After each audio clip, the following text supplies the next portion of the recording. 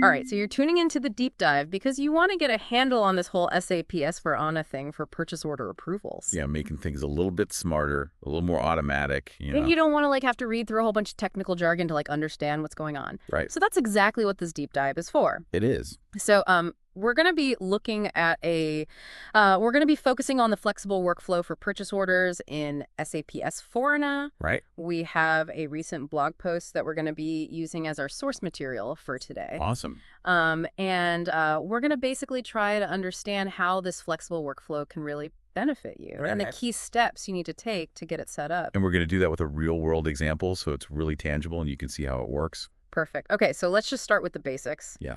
What is this flexible workflow? Okay, so flexible workflow, it's all about moving beyond kind of rigid one-size-fits-all approval processes that you might be used to with purchase orders in SAP. So with flexible workflow, you can create these really dynamic approval paths that can be triggered automatically based on specific conditions. And these conditions could be anything.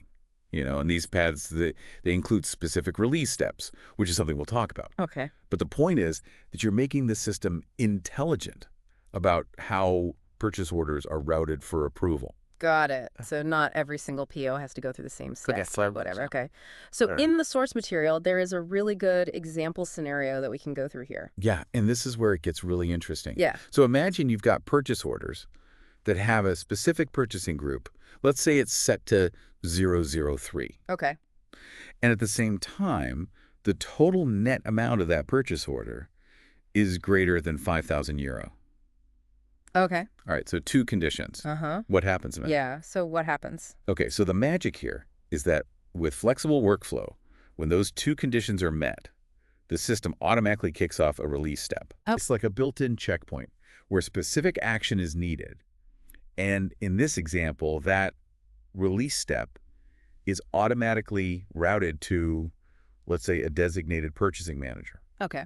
So that manager is the one who needs to review and approve that purchase order before it can move forward. And that's all done automatically based on those two conditions. It's all automatic. So it's not even just about saving time. Right. It's about ensuring that the right level of authorization is applied. Absolutely. Okay, great. Okay. So you're getting the right people involved at the right time based on the specifics of the purchase order. Awesome. Okay, so someone's listening to this and they're like, oh, this is great. How do I set this up? Right. So let's go through the steps. Yeah. What are the steps involved? So the source breaks it down quite nicely. Okay. First, you need to activate flexible workflow for your purchase order document type. So, in SAP, you've got different document types. Something like MB could be your standard purchase order. Okay.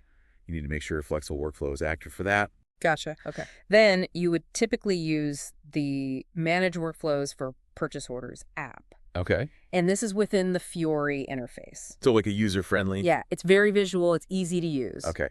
You're not coding anything. It's all drag and drop. Great. Okay. So within that app, you would create a new workflow. Give it a name, something descriptive so you know what it's for. Right.